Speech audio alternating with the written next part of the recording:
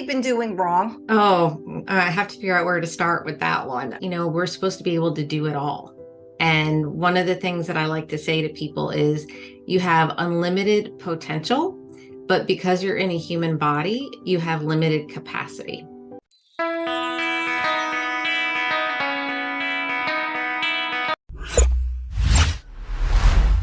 Busting overwhelm and also leaning into with that overwhelm sometimes when you have the most important moments of your life, being able to enjoy them and not getting caught up in the to-dos and the doing, but in the being. My guest, Mary Struzinsky, that is with me today. Mary, welcome to the show. How are you today? I am great, Maureen. Thank you so much for having me today. Your specialty a little bit, and then I want to talk about your daughter's wedding.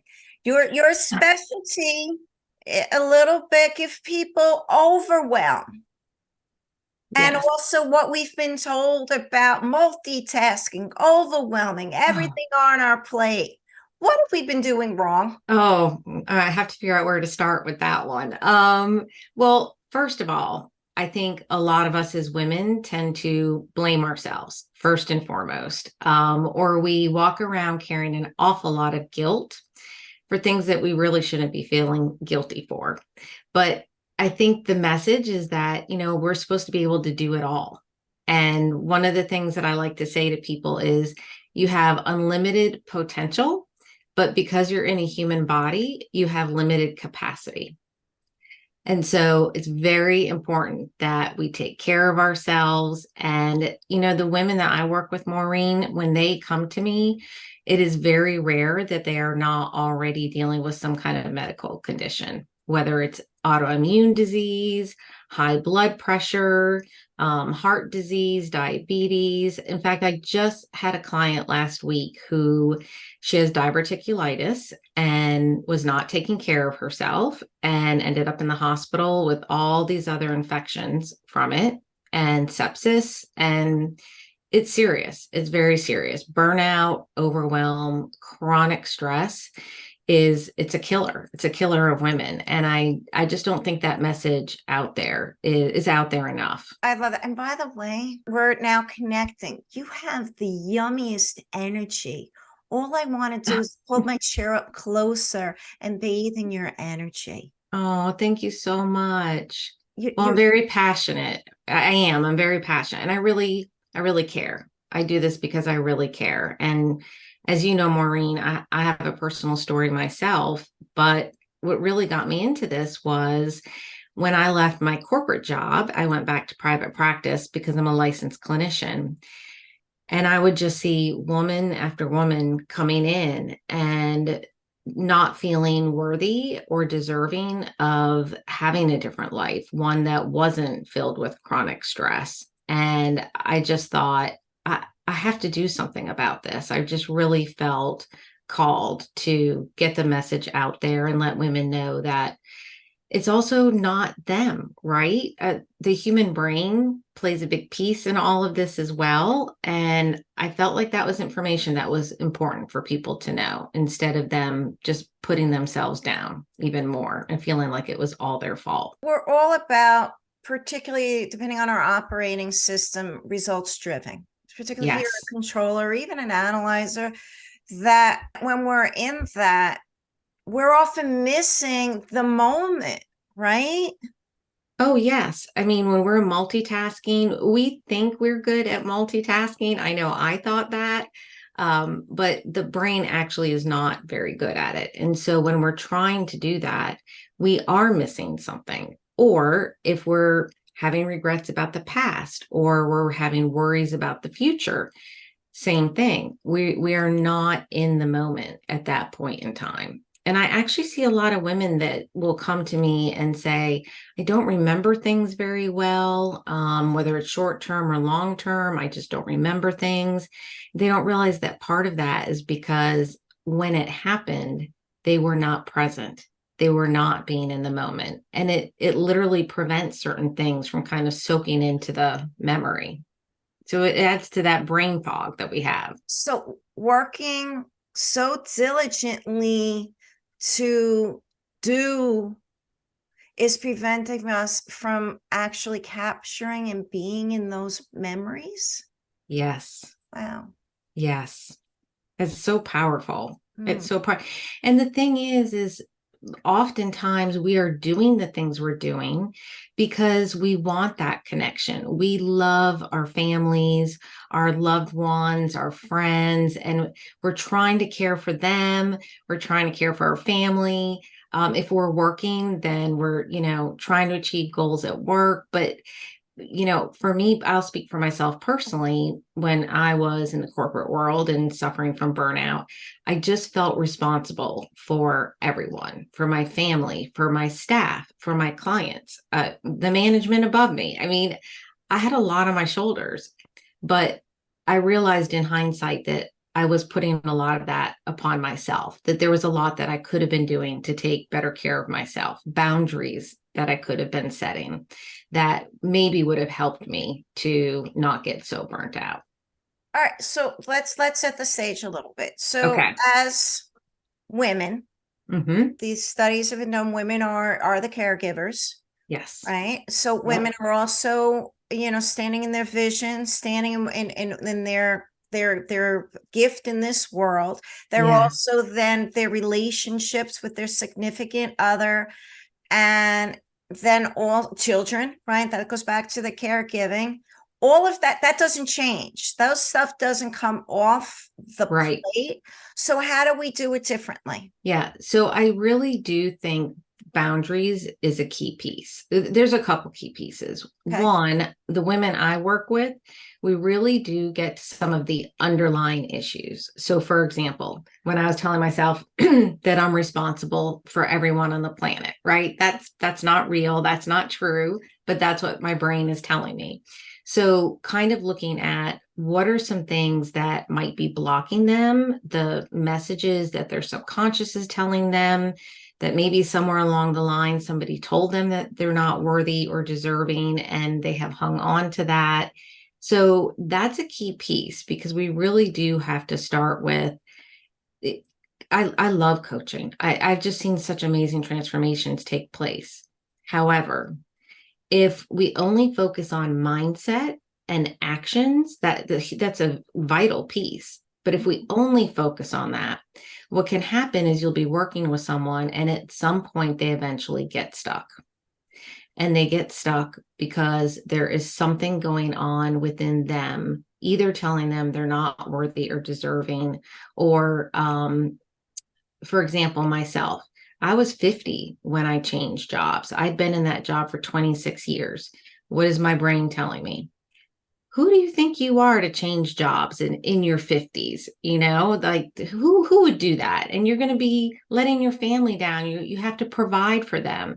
So there's fear. The human brain doesn't like to do anything new or different. So there's a lot of fears underlying everything as well. And so for me, it's really about also addressing those things, the feelings in our body, and unblocking that. Then I find that people can use the mindset tools and the behaviors and actions and have lasting success, permanent success, and not get stuck. Let me go in that a little bit. So what you're Okay. telling me, which I again, you got to get to what's underneath it before you can make the progress to go forward. You got to go through it. You do. I feel you do. Yes. And there's a second piece that which I'm finding interesting, and I didn't make this correlation, is that, and tell me if I'm getting this deduction correct, that when it comes to worthiness Mm-hmm. and self-care and acknowledging your inner voice and trusting that, I know that's a bit within that comes back to worthiness, and that's where it begins. That once you take care of yourself, that you have the worthiness to do that, to say no, or hey, I'm going to take a minute here. Yes. That's all back to worthiness. I believe it is. Most of the fears, the limiting beliefs, the reasons why we won't take certain actions, even though logically we might know what those actions are to be, is because underneath it all, there's something that's saying, I'm not valuable enough to take care of myself.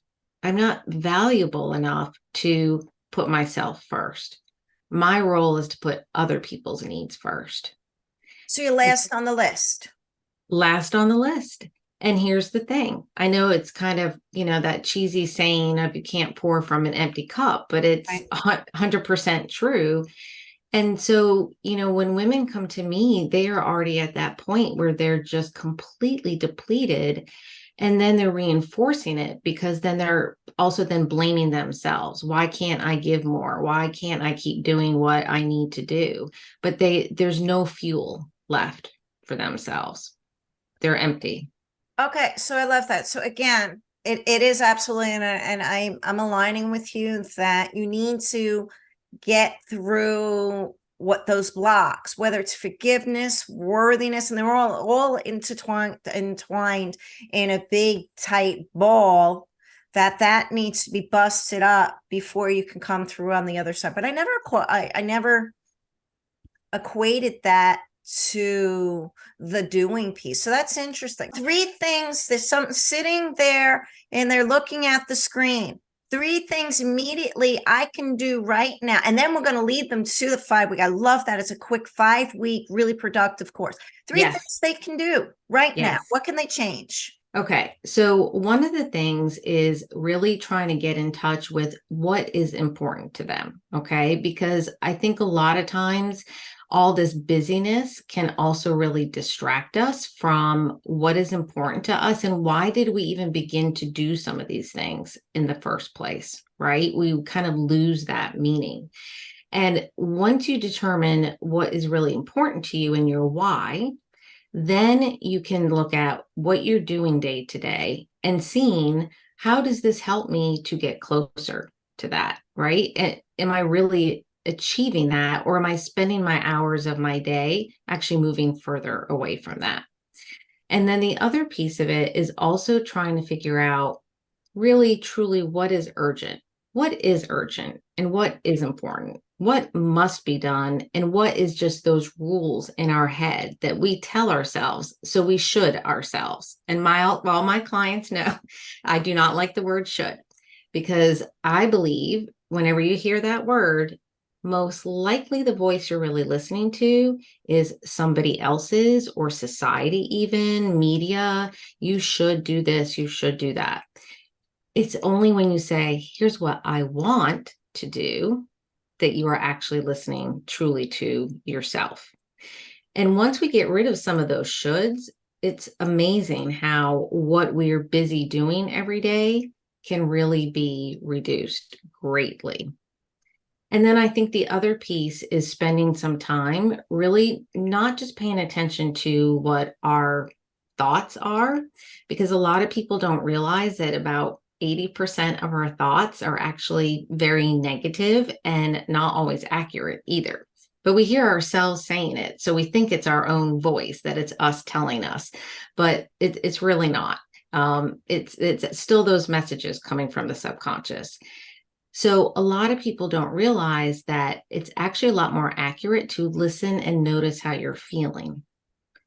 And what does society tells us? Society's like, no, emotions, don't show emotions, especially a woman in the workplace, right? Don't show any emotion. Or maybe you grew up and somebody gave you the impression that it's not okay to express your emotions or feel your emotions.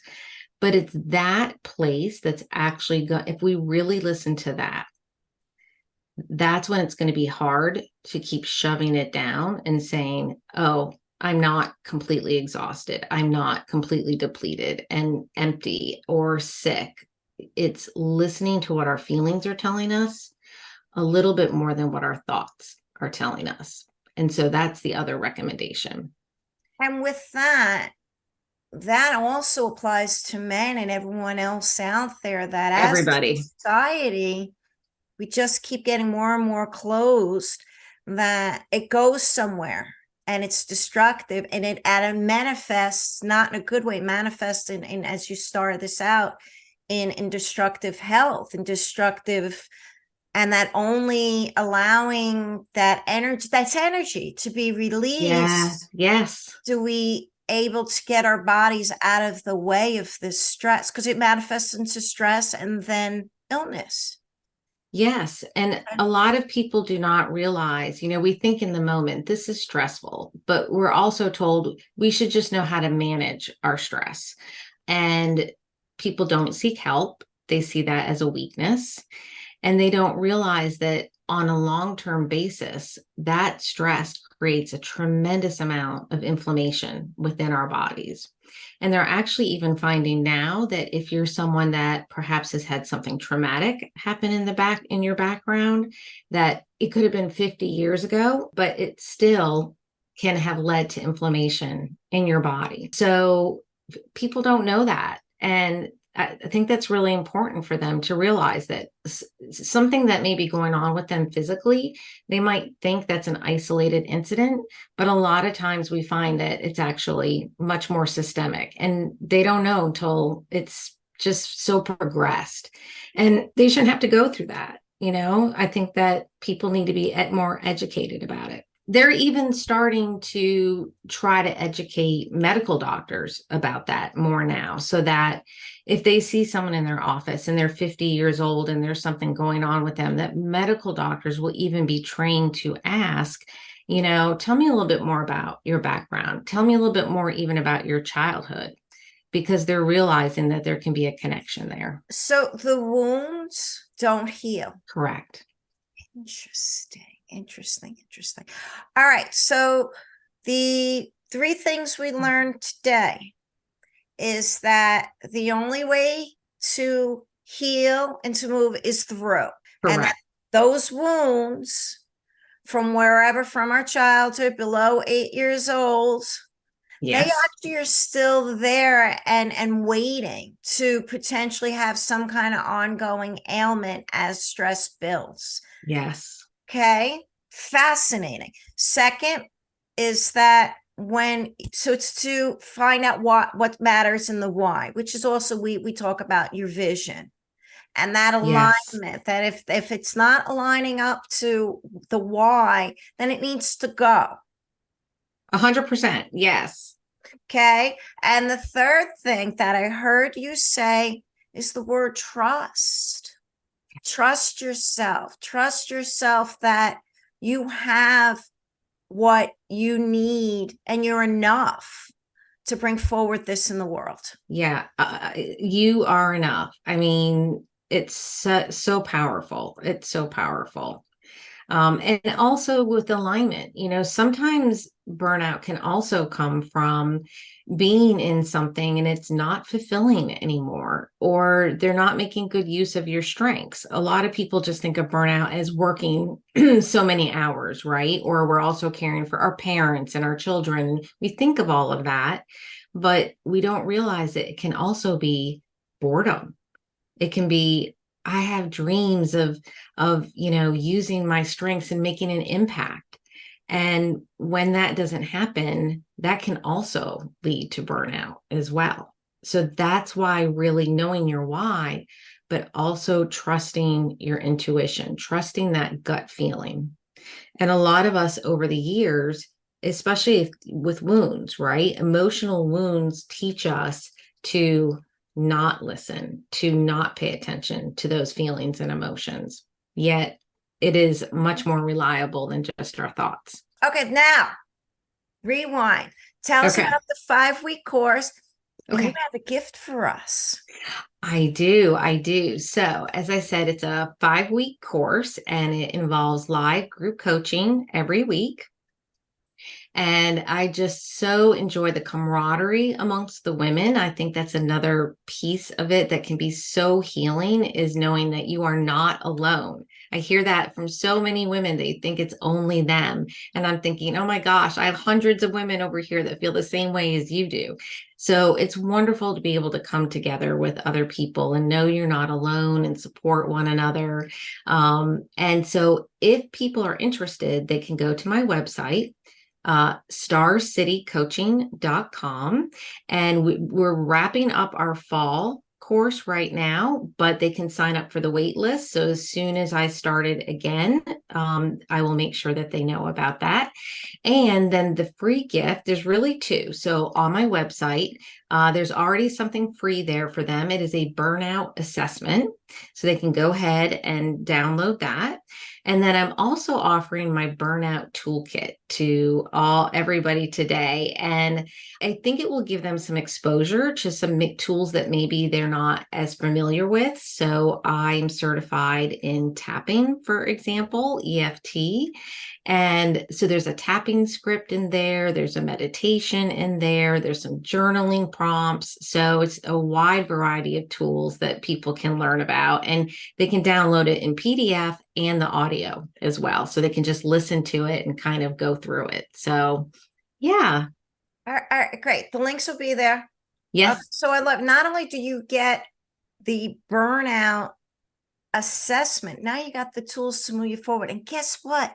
Just in time for the holidays, as we go into Thanksgiving and the stress there. Be present for these moments as opposed to stressed out. Mary, thank you for coming on to the show. And all right, can't wait. Get the Burnout Toolkit, everybody. All right, till next time.